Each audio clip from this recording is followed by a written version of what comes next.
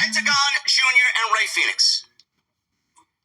This story pisses me the fuck off because more and more we hear that Tony Khan is more and more like Vince McMahon.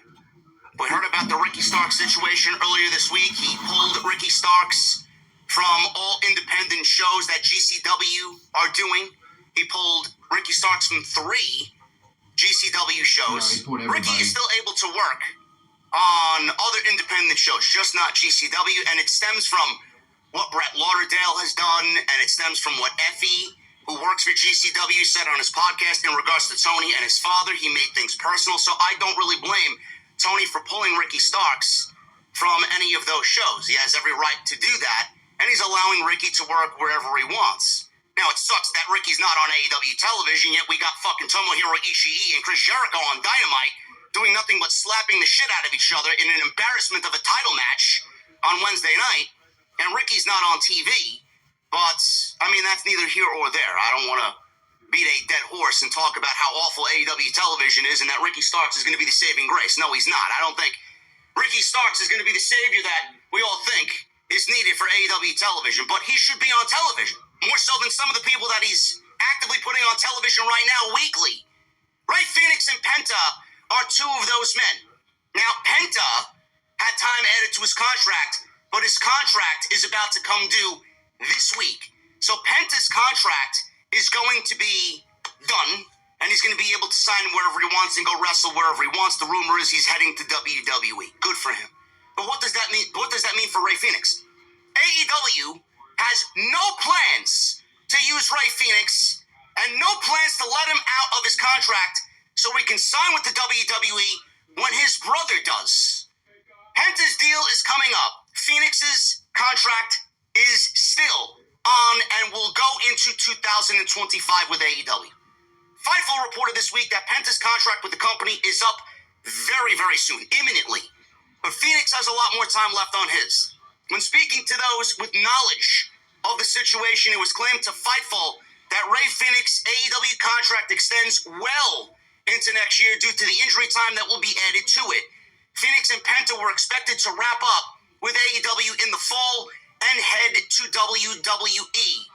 I don't know who is paying attention enough, but I do think with the rumors that we heard about the Motor City Machine Guns going to NXT and them being integrated into NXT on Tuesday nights, WWE had aspirations and hopes that Penta and Fenix would come on into the WWE when they expected, and they would make the jump to the main roster, because Penta and Ray Fenix did not want to go to NXT, and the Motor City Machine Guns were okay with going to NXT. I do think that because of this situation and the fact that WWE is not getting the Lucha Brothers, that a decision was made to move the Motor City Machine Guns to SmackDown because of this situation, because of Tony Khan's pettiness and him not letting Ray Fenix out of his contract, and the WWE was not getting both Penta and Fenix at the same time. So I'm sticking with that. So, at this point, they were expected to wrap up, head to WWE, but when AEW caught wind of this, petty, they added injury time to both of their deals. Now, we've not heard, says Fightful, of creative plans for Fenix, but at one point, Death Triangle were slated to win the AEW Trios Championships at All In. I don't know why that would have been the case. I would assume to give Pac his moment at Wembley in his home country, but I don't know on the side if that would have been used as some leverage to maybe get them to resign. Oh, hey, look, we got plans for you. We'll give you the Trio Championships. That's the same thing they did with Danny Garcia. Yeah, we got plans for you. We'll give you the TNT title there. We're going to give you a big win over Jack Perry. Come stay with us, man. Don't go over there. We got plans for you. Let's see. If you consider the TNT title plans, I mean, that's on you, man. I don't find that to be the greatest creative decision that AEW could possibly give Danny Garcia, but he took the money, and I don't blame him. So, reports from the Wrestling Observer indicate that while Penta's AEW contract expires this month, paving way for a potential debut with WWE, his brother Ray Fenix is in a different situation. Fenix is reportedly under contract with AEW, and no plans are in place for him to be used. This effectively means he will be paid to remain inactive for the termination of his contract. This news has sparked debate, with some criticizing AEW's handling of Rey Fenix' situation. However, it's important to remember that Tony Khan has previously raised concerns about alleged contract tampering by WWE. Furthermore, the practice of retaining talent, even without utilizing them on screen, is a strategy WWE has employed for years. While Penta's potential move to WWE opens up some exciting possibilities for his career and some great matchups on WWE TV, his brother's future remains uncertain. Presumably, he'll end up in WWE, but it's not going to happen any time soon. So Penta's deal is up imminently. Fenix's deal, no month was given, no time frame was given. We're all speculating right now that it's probably third or fourth quarter in 2025.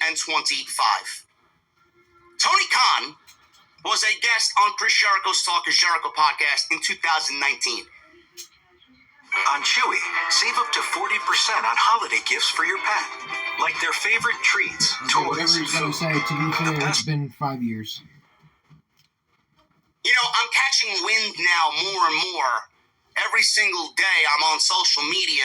I think Fightful or Sap tweeted out something in regards to the Ricky Stark situation and him being pulled by Tony, and people were in an uproar that GCW was not getting Ricky Starks for the 3 scheduled dates that he was given. And all through the thread, all I heard was, and all I read was, Tony's becoming more and more like Vince minus the sexual allegations. Who's been sparking that debate? Who's been telling you all that is the case? This guy right here. Ever since I started saying that, people have been, you're wrong, man. I don't see any Vince in Tony. Now you got Fightful side saying it. It's very weird. Who was right once again? I was. And if you go back to 2019, February 2019, Tony Khan was interviewed by Chris Jericho on Talk is Jericho. He had this to say about Vince McMahon.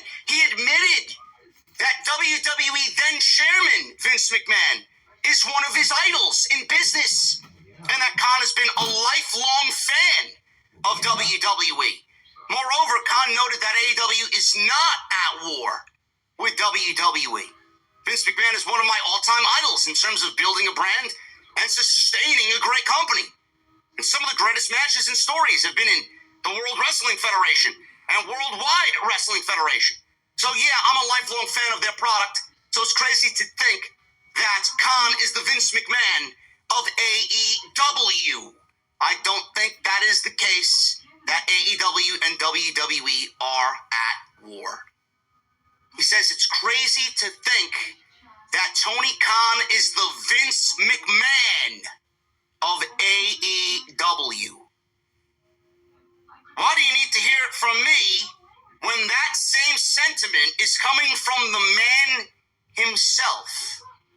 And now it is devolved into where it is in 2024 going into 2025.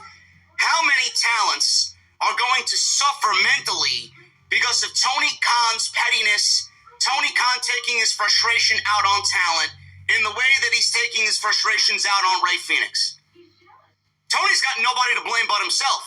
If the company was running like the well-oiled machine that Kenny Omega fucking foolishly went out on Fightful and said, which I don't know what the fuck he's watching, if they were the well-oiled machine and things were great and story was great and everything was great and people were watching the show on a week-to-week basis with vested interest and had that emotional tie-in to what they were doing and what they were telling as far as stories and that emotional tie-in to all the characters on TV, don't you think that someone like Rey Fenix would want to stay with your company?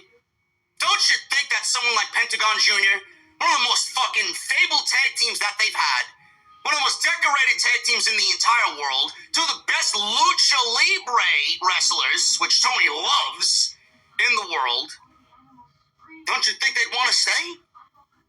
I think they would. All they want is to be treated with respect, and all they want is to be better off than where they were in 2019 when they first joined the company. These two guys started the tag team division together. They were the breakout tag team in that division. They were must-see television. They gave AEW that heart and soul.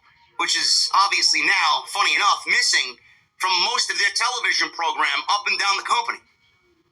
I find it funny as well that Tony Khan loves Lucha Libre. Tony Khan pitches a tent in his fucking jumpsuit every single week over Lucha Libre matches. Commander, Hologram, Beast Mortos, you name it. He's got CMLL guys coming on a Lucha Libre edition of AEW Rampage on Saturday night at fucking 6 p.m. when Survivor Series hits the airways on Peacock. Nobody's going to be watching, but he loves his Lucha Libre is what I'm trying to get at. He loves his Lucha Libre wrestling, but yet he's got two of the world's greatest, if not number 1 and 2, on his roster, and he's planning on actively not using them. I don't know what a hypocrite is, man, but I would say if you look in the dictionary, Tony Khan's name is going to show up next to the definition of hypocrite. The mental health I talked about with not using someone like Ricky Starks and other talent there not being used, that it's in the same situation as Ricky Starks. What do you think this is going to do to the mental health of Rey Fenix? Is it going to make him feel good about himself? No, it's not. Some of that mental health is probably going to bleed onto his brother because they feel the same thing for each other. One feels something, the other feels it. What do you think that's going to do to Penta, seeing that his brother is suffering and Penta's having a great, flourishing career, great new start for himself in WWE? That's going to affect both of them. Everybody looks at the headline and say, he's doing Rey Fenix bad. You don't think this is going to affect Pentagon Jr. mentally just the same way it's affecting Rey Fenix? I don't get it. And then it all boils down to Tony is frivolously spending money for what? You're paying this guy to sit at home to not utilize probably one of the greatest, if not the greatest, luchadors in all of the world. You're paying him to sit home and do nothing for you. I don't know, man, but the stereotypes that Tony Khan finds himself in on social media, rich, spoiled fucking billionaire who's got a pro wrestling promotion and is nothing more than a vanity project. Man, you want to defeat those fucking stereotypes, but then you want to do this? You're paying this man to sit at home to do nothing. I find that to be fucking absolutely just batshit mental. I don't know how you have Rey Fenix on your team and you don't use him. But Tony won't use him because he knows where Rey Fenix is going. Tony knows exactly where Rey Fenix is going. If Penta is in WWE, there's no doubt about it that Rey Fenix is going to WWE. No doubt about it. He would rather do what he does to the talent because of his own childish, petty behavior, man. Tony is not a boss. Tony just wants acceptance from anybody and everybody. He wants this acceptance. He wants to be known as something, and he's nowhere near what we all thought he should have been. He is slowly becoming Vince McMahon day by day, week by week, month by month, year over year. The obsession might not be up front and center, but the obsession with WWE is so blatant that now it's affecting the roster and talents like Rey Fenix and Ricky Starks and God knows who else backstage who's not getting the opportunity that they were promised in the original vision of AEW. And now whatever this AEW is, it nowhere resembles what we thought was AEW and nowhere near the company that we initially fell in love with. This is a disgusting situation. If you are not using him and there are no plans to use him, then let him go. Why are you wasting valuable resources to keep someone at home and there's more negatives that come along with it than there are basically no positives and all negatives to this situation. And Tony Khan as a boss, he is an absolute grade A failure as far as what he's doing to lead this company. A friend and a confidant, he's getting low grades in that as well with every story we hear that resembles this story and the Ricky Stark story.